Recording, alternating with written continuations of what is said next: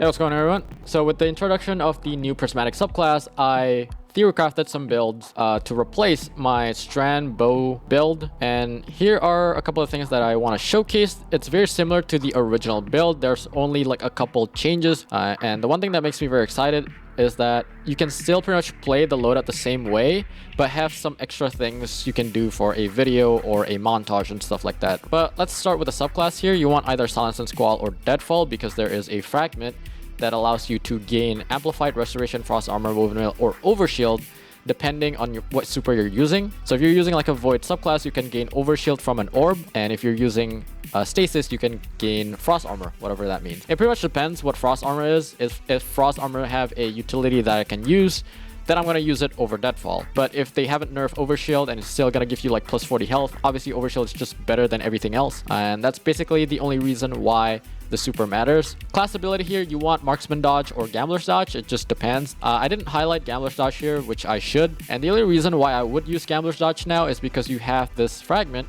called Facet of Hope. While you have an elemental buff, your class ability regenerates more quickly. And this is not that hard to proc because you have a lot of elemental buff, namely Radiant, Amplified. You also have the Overshield or the Frost Armor that we mentioned earlier, and I'm going to show you guys how you can gain all these stats later. For the movement, Strafe Jump is still the best, although you can use Blink for montage and stuff, but overall I think Strafe Jump is just a perfect pair for Grapple because it just extends the distance you can go with Grapple and the Grapple melee. For the melee, I highlighted Knife Trick, Threaded Spike, and Snare Bomb. Knife Trick, you can one headshot with a precision frame into a headshot using a Knife Trick, and that would kill under any resilience.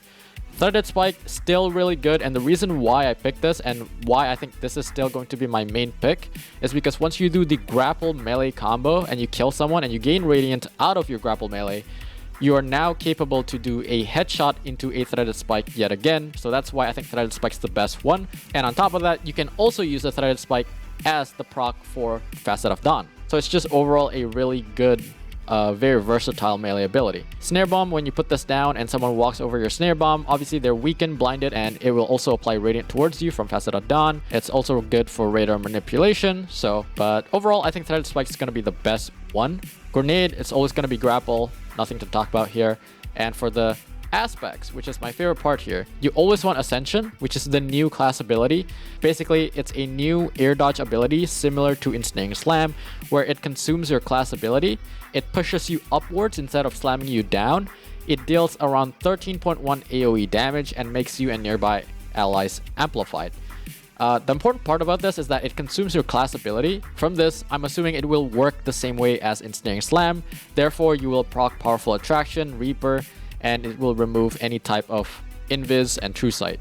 Initially, I wanted to pair Ascension with Stylish Executioner because I thought you can do the grapple melee combo and it will apply Stylish Executioner because your grapple melee severs target, right? So you go invisible and you gain True Sight, and you immediately use Ascension to get rid of your invisibility but keep the True Sight. But from what I've been testing, once you go out of invisibility, you lose True Sight as well. So just because of that, I don't think Stylish is as appealing as I wanted it to be, even though it's still good with this combo, because you don't always need to use Ascension right after the grapple melee combo, right? You can still utilize the wall hack if you really need it. So with that said, I think the combo that I'm going to go for is Ascension with Gunpowder Gamble, just because from what I've heard, you can build up Diamond Lance, Gunpowder Gamble, and stuff like that through any type of debuff, not just like Solar.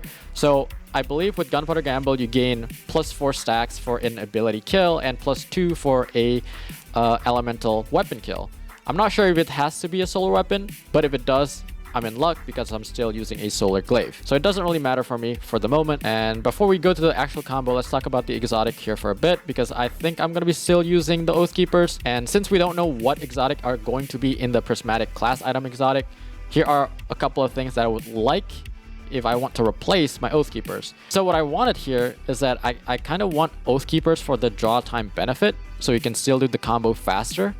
And you want either Armamentarium for double grapple, so you can keep that strand feeling towards it, that you have double grapple, or Heart of Inmost Light for ability regen. So overall, Oathkeepers plus either Hoil or Armamentarium or some sort of sprint buffing exotic would be fine.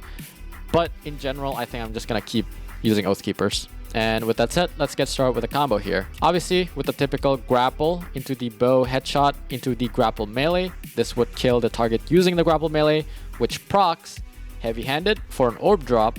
It also procs Stylish Executioner for Invis and True Sight if you are using in the stylish version. It also procs Facet of Dawn, which grants you Radiant. Impact Induction, which is whenever you hit a target using your hard melee ability, it generates your grenade energy, which does work with the grapple melee. And if you're using the Gunpowder Gamble version, it adds 4 stacks to your Gunpowder Gamble. You need 6 stacks in order to get Gunpowder Gamble. Then after you get the initial kill and you proc everything here, you want to use your Ascension class ability. You don't have to use this every time, but this is just like a theoretical combo that you would always do. And I did explain this earlier in the video. It pushes you upwards, it deals a little bit of AoE damage and makes you and nearby allies amplified. This would proc Powerful Attraction, which picks up nearby orbs, especially the one that you drop from heavy-handed, and it will also proc Reaper, so you can generate orb after a weapon kill for future kill. On top of that, it will also remove Invis while keeping True Sight. I have a question mark here because we did test applying True Sight with Stylish and then immediately Shadow Diving, and it doesn't remove True Sight. And I'm assuming that's because when you're Shadow Diving, it still grants invisibility. So depending on how the interaction works, I'm assuming that whenever you do Ascension, you lose both Invis and True Sight at the same time. And again, when you become Amplified, you're also proccing Facet of Hope. That means you're going to have a buffed class ability regeneration. Then, after you proc all these things, you can have an additional chain. Because you are picking up an orb from Powerful Attraction, you get healing from Recuperation or better already. I usually always use Recuperation, and it applies Overshield or Frost Armor from Facet of Purpose, as we mentioned earlier in the video. And then Font of Endurance for an additional 30, 50, or 60 resil, depending on how many Font of Endurance you have on your chestplate. Other optional chains are Absolution, Insulation, Invigoration, or Innervation, which are all located on your leg armor. Personally, I will only use Absolution, but you can also replace this with a Weapon Surge for a very specific combo. But overall, I don't think you will need the Weapon Surge just because you have this fragment that provides you with Radiant every time you hit someone with your powered melee or grapple melee. Once you do all this, you can follow it up with a question.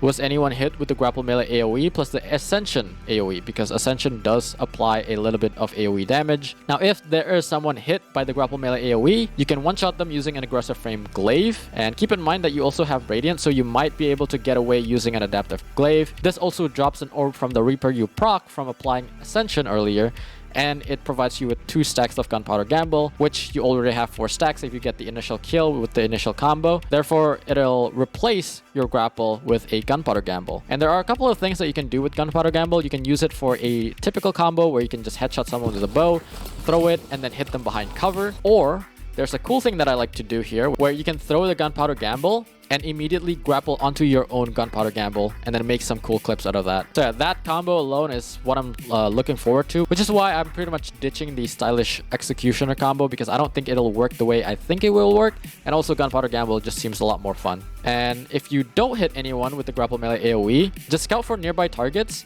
and use the headshot to threaded spike combo because again, you do have Radiant to do this combo in post March 5th patch. And yeah, that should be basically the entire combo for this loadout.